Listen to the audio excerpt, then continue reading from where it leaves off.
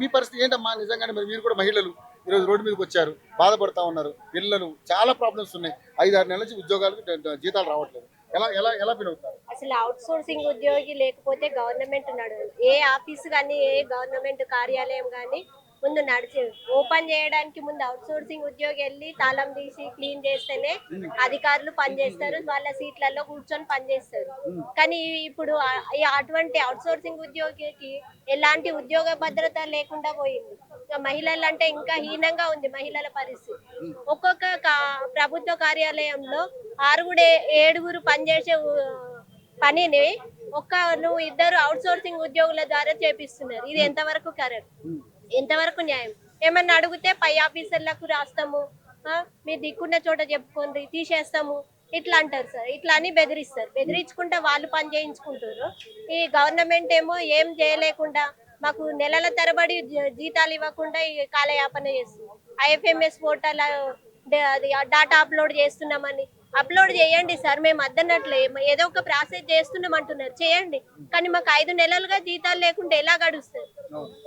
మా బ్రతుకులు ఎలా నడుస్తాయి? ఒక్క గవర్నమెంట్ ఉద్యోగికి ఒక నెల కరెక్ట్ నెలలో 31st నైటే వాళ్ళకి శాలరీస్ పడతాయి. మాకేమో నెలల తరబడి అంటే ఎట్లా గడుస్తుంది? ఒక 10 రోజుల్లో జీతాలు వెనక ముందు మాక్సిమం సార్. ఇప్పుడు ఆఫీస్ సబార్డినేట్ 15,600 జూనియర్ ఆఫీసర్కి 15,600లలో మళ్ళీ ఏజెన్సీ కమిషన్ మాత్రమే.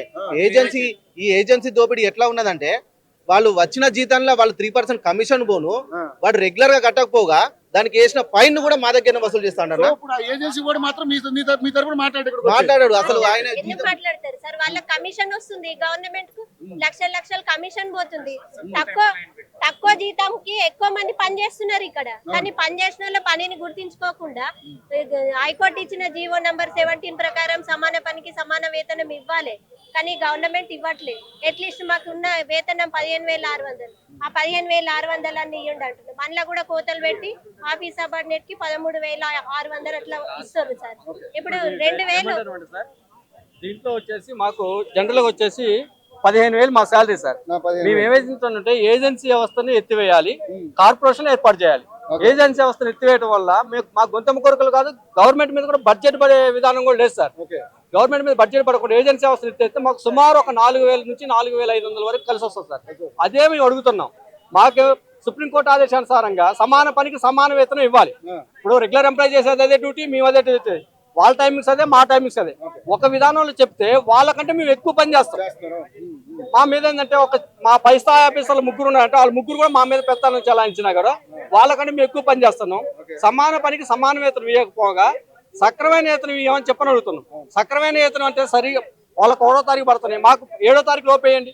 7వ తారీఖు కాకపోగా 6 నెలలు 7 నెలలు రాకుండా 7వ తారీఖు వేయాల్సిన జీతం కూడా 7 నెలలు ఆపుతుంటే, ఇప్పుడు అదే ఒక ఎమ్మెల్యే కానీ ఎంపీ కానీ రిటైర్డ్ అయిన ఎమ్మెల్యే కానీ ఎమ్మెల్సీ కానీ ఎవరైనా సరే వాళ్ళకి ఏ నెలైనా జీతం రాకుండా ఉంటుందా?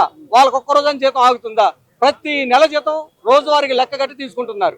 మేము 7 నెలల వరకు ఉండాలంటే మా పిల్లలు ఏం కావాలి, మేమేం కావాలి? పిల్లలు వస్తున్నారు, బట్టలు కొనుక్కుంటారు, హాస్టల్ నుంచి పిల్లలు వస్తారు. మాకు ఇంటి ఖర్చులు, డ్యూటీ ఇక్కడ ఉంటుంది, ఇల్లు ఇక్కడ ఉంటుంది, డ్యూటీ ఇంకో దగ్గర చెప్తారు. ఇక్కడ నుంచి అక్కడ పోవడానికి రవాణా బచ్చ ఖర్చులు అవి ఉండవు సార్. డ్యూటీకి రాకపోతే ఒక 10 నిమిషాలు లేట్ అయిందంటే 10 నిమిషాలు లేట్ అయింది కదా మీకు ఆబ్సెంట్, 10 నిమిషాలు లేట్ అయింది కదా కట్ చేస్తారు. ఇట్లా ఏంటంటే ఇది ఏంటంటే ఏజెన్సీ తోటి మనం గట్టిగా మాట్లాడాలనుకోండి, ఆఫీసర్ తోటి గట్టిగా మాట్లాడినా, ఏజెన్సీ వాళ్ళతో గట్టిగా మాట్లాడినా మీ జాబ్ గ్యారంటీ ఉండదు. ఈ పరిస్థితి ఉంటుంది సార్. గతంలో కాంగ్రెస్ పార్టీ రాకముందు 2010లో నుంచి సకల జన సమ్మెలో కానీ, పెన్ డౌన్ కార్యక్రమంలో కానీ, సడక్ బంధులు కానీ, రాస్తా రోకులు కానీ, వంట వార్పులు కానీ ప్రతి దాంట్లో కూడా అవుట్ సోర్సింగ్ ఉద్యోగి అనేటాళ్ళు ప్రతి దాంట్లో పాల్గొన్నారు, స్వచ్ఛందంగా పాల్గొన్నాం. 2008 నుంచి 2014 జూన్ 2వ తారీఖు గవర్నమెంట్ టీఆర్ఎస్ గవర్నమెంట్ ఏర్పడేంత వరకు కూడా నీళ్లు నిధులు నియామకాలను ఏర్పాటు చేసుకున్న గవర్నమెంట్ నీళ్లు లేవు, నిధులు లేవు, నియామకాలు అవుట్ సోర్సింగ్ ఏర్పాటు చేశారు. అష్ట కష్టాలు పడుతున్నా కానీ శాలరీస్ ఇవ్వకుండా పక్క తప్పించుకొని పోయారు. ఏంటి అదే విధానంలో గత గవర్నమెంట్ కూడా అన్నారు అవుట్ సోర్సింగ్ ముఖ్యమంత్రిని పెట్టుకో, అవుట్ సోర్సింగ్ మంత్రిని పెట్టుకో అని చెప్పని ఆ టైంలో చంద్రశేఖర్ గారు చెప్పారు. అప్పుడు ఆయన గారు ఏం చేశారు, అడ్రస్ లేకుండా టీఆర్ఎస్ అని తిరిగి చూడలేదు, బీఆర్ఎస్ అని బెత్తర కట్టారు. తర్వాత మీరు వచ్చారు రేవంత్ రెడ్డి గారు, మిమ్మల్ని కూడా ఒకటి అడుగుతున్నాం మేము. మీరు మాకు గతంలో వచ్చిన మీరు గవర్నమెంట్ ఏర్పడిన స్టార్టింగ్ లో మీరేం చెప్పారు? మీ సమస్యలు పరిష్కరించాలి అంటే ఒక్క టీ తాగి కూర్చొని మాత్రంలో ఆ టైంలోనే సమస్య క్లియర్ అయిపోయింది అన్నారు. వచ్చారు, అప్పుడు దగ్గర 22 నెలలు అవుతుందండి. 22 నెలలు కూడా టీ తాగుతూనే ఉన్నారు. మీరు టీ తాగటం ఆఫ్ చేసి ఈ 7 నెలల జీతాలని, కొంతమంది 5 నెలలు ఉన్నారు, 3 నెలలు ఉన్నారు, టీ తాగటం అయ్యే టైంలో అయిపోయేది అన్నారు కదా. ఆ టీ తాగటం బంద్ చేయండి. ఇప్పుడు మా జీతాలు 7 నెలల నుంచి రావాల్సిన జీతాలు, 5 నెలల నుంచి రావాల్సిన జీతాలు ఇప్పుడు కొంచెం దయచేసి ఇవ్వండి. అదే పైసల మంత్రి గారు మీకు చెప్తున్నాం, మీరు అన్ని శాఖలకి అన్నిటికి ఇవ్వడానికి సంబంధించి డబ్బులు ఉన్నాయి మీ కాడ. ఒక అవుట్ సోర్సింగ్ ఉద్యోగికి 5 నెలల నుంచి 7 నెలల వరకు కూడా డబ్బులు ఇవ్వడానికి మీ దగ్గర పైసలు లేవా? ఆలోచించండి. మీరు ఇంతకాలం నుంచి మమ్మల్ని పస్తులు ఉంచి ఉద్యోగాలు చేయమంటారు. ఉద్యోగాలు చేయడానికి మేము ఛార్జీలు పెట్టుకొని పోవాలి. ఛార్జీలు పెట్టుకొని పోయిన తర్వాత అక్కడ అధికారులతో వేధింపులకు గురి కావాలి. ఇంటికి వచ్చిన తర్వాత పిల్ల పాపలతో తిరగాలని చెప్పండి, వాళ్ళు హాస్పిటల్ తీసుకుపోవాలి. మా ఖర్చులు, హాస్పిటల్కి, తిండి, కిరాణా వాడు ఒక నెల అప్పిస్తాడండి. ఉదాహరణకి ఈ రోజు అడ్డా మీద కూలి పనికిపోతే ఆయనకి 1000 రూపాయలు సాయంత్రం వస్తానికి గ్యారంటీ ఉంది. 1000 రూపాయలు వస్తానికి గ్యారంటీ ఉంది.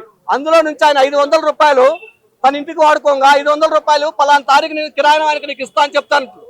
కానీ మాకేంది, మేము పేరుకేమో ఉద్యోగులం, మేము అసలు ఉద్యోగులమా కార్మికులమా కానీ అర్థం కాని పరిస్థితిలో ఉన్నాం. ఇప్పుడు అడ్డా మీద కూలికి కూడా కిరాణం ఆయన అప్పిస్తాడండి, మాకు ఇచ్చే పరిస్థితి లేదు. ఏంటంటే నువ్వు ఎప్పుడు ఇస్తావో తెలియదు. ఇప్పుడు మేము 7వ తారీఖు వాళ్ళు 7వ తారీఖు అని చెప్తారు, 7వ తారీఖు వాళ్ళు ఇచ్చేస్తారు అడ్డా మీద కూలి. మాది అట్లా కాదు సార్. మాది ఏమైతుందంటే ఈ రోజు మేము ఇస్తే వచ్చే నెల జీతం ఇస్తూ ఉంటాం, ఆ నెల జీతం ఉండదు. పై వచ్చే నెలలో ఇస్తూ ఉంటాం, ఆ నెల జీతం ఉండదు. 7 నెలలు ఏ కిరాణా షాప్ అయినా ఆగుతారు సార్? ఎవరు ఆగరు.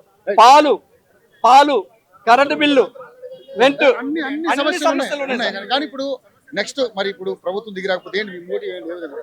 రానున్న ఇప్పుడు గవర్నమెంట్ ఒకటే హెచ్చరిక చేస్తున్నాం సార్, దసరా పండుగ మీరు మీ పిల్ల పాపలతో ఎలా గడుపుకుంటున్నారో మేము కూడా అదే విధంగా గడుపుకోవాలి. అంటే మాకు ఈ దసరా లోపల ఉన్న పెండింగ్ జీతాలు మొత్తం రిలీజ్ చేయాలి.